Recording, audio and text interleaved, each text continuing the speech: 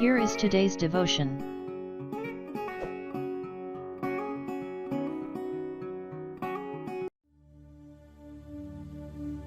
Today's scripture reading is from Psalm chapter 51, verse 12.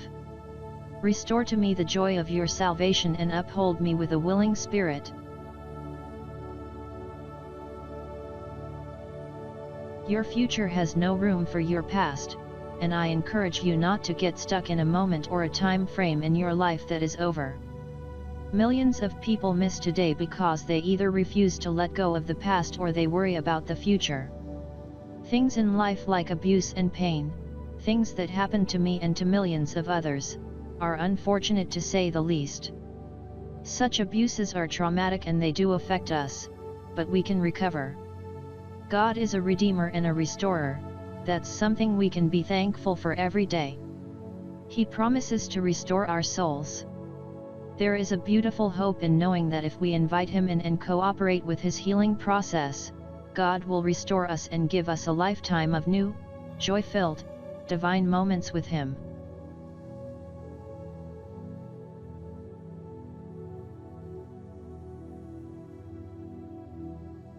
Let us pray. Father, I thank you that I never have to live stuck in the past. You are a redeemer and a restorer, and you want to bring healing in my life.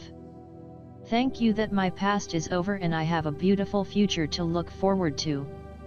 Amen.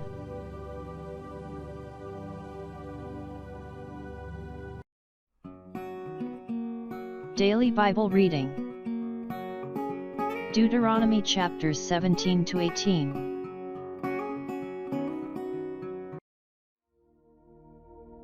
Chapter 17.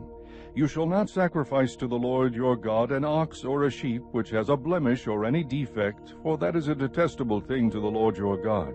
If there is found in your midst, in any of your towns which the Lord your God is giving you, a man or a woman who does what is evil in the sight of the Lord your God by transgressing his covenant, and has gone and served other gods and worshipped them, or the sun or the moon, or any of the heavenly host which I have not commanded, and if it is told you, and you have heard of it, then you shall inquire thoroughly.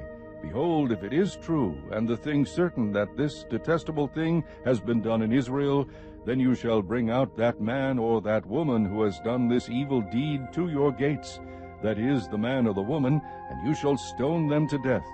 On the evidence of 2 witnesses or 3 witnesses, he who is to die shall be put to death. He shall not be put to death on the evidence of 1 witness. The hand of the witnesses shall be first against him to put him to death, and afterward the hand of all the people. So you shall purge the evil from your midst. If any case is too difficult for you to decide between one kind of homicide or another, between one kind of lawsuit or another, and between one kind of assault or another, being cases of dispute in your courts, then you shall arise and go up to the place which the Lord your God chooses.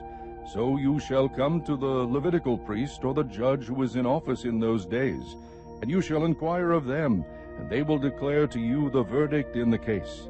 You shall do according to the terms of the verdict which they declare to you from that place which the Lord chooses, and you shall be careful to observe according to all that they teach you.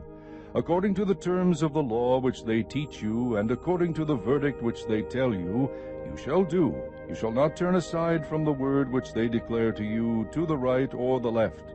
The man who acts presumptuously by not listening to the priest who stands there to serve the Lord your God, nor to judge, that man shall die. Thus you shall purge the evil from Israel. Then all the people will hear and be afraid, and will not act presumptuously again. When you enter the land which the Lord your God gives you, and you possess it, and live in it, and you say, I will set a king over me like all the nations who are around me, you shall surely set a king over you whom the Lord your God chooses. One from among your countrymen you shall set as king over yourselves. You may not put a foreigner over yourselves who is not your countryman. Moreover, he shall not multiply horses for himself, nor shall he cause the people to return to Egypt to multiply horses, since the Lord has said to you, you shall never again return that way. He shall not multiply wives for himself, or else his heart will turn away, nor shall he greatly increase silver and gold for himself. Now it shall come about, when he sits on the throne of his kingdom, he shall write for himself a copy of this law on a scroll, in the presence of the Levitical priests.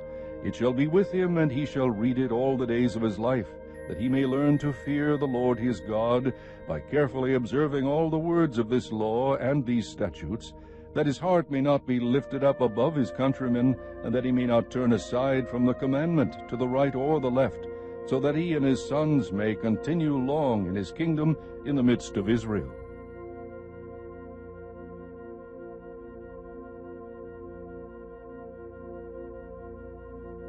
Chapter 18. The Levitical priests, the whole tribe of Levi, shall have no portion or inheritance with Israel. They shall eat the Lord's offerings by fire, and his portion. They shall have no inheritance among their countrymen. The Lord is their inheritance, as he promised them. Now this shall be the priest's due from the people, from those who offer a sacrifice, either an ox or a sheep, of which they shall give to the priest the shoulder, and the 2 cheeks, and the stomach. You shall give him the first fruits of your grain, your new wine, and your oil, and the first shearing of your sheep. For the Lord your God has chosen him and his sons from all your tribes to stand and serve in the name of the Lord forever. Now if a Levite comes from any of your towns throughout Israel where he resides, and comes whenever he desires to the place which the Lord chooses, then he shall serve in the name of the Lord his God, like all his fellow Levites who stand there before the Lord. They shall eat equal portions, except what they receive from the sale of their father's estates. When you enter the land which the Lord your God gives you, you shall not learn to imitate the detestable things of those nations. There shall not be found among you anyone who makes his son or his daughter pass through the fire, one who uses divination, one who practices witchcraft, or one who interprets omens, or a sorcerer, or one who casts a spell, or a medium, or a spiritist, or one who calls up the dead. For whoever does these things is detestable to the Lord. And because of these detestable things, the Lord your God will drive them out before you. You shall be blameless before the Lord your God. For those nations which you shall dispossess, listen to those who practice witchcraft and to diviners. But as for you, the Lord your God has not allowed you to do so. The Lord your God will raise up for you a prophet like me from among you, from your countrymen. You shall listen to him. This is according to all that you asked of the Lord your God in Horeb on the day of the assembly, saying, Let me not hear again the voice of the Lord my God. Let me not see this great fire any more, or I will die. The Lord said to me, They have spoken well. I will raise up a prophet from among their countrymen like you, and I will put my words in his mouth, and he shall speak to them all that I command him. It shall come about that whoever will not listen to my words which he shall speak in my name, I myself will require it of him. But the prophet who speaks a word presumptuously in my name which I have not commanded him to speak, or which he speaks in the name of other gods, that prophet shall die.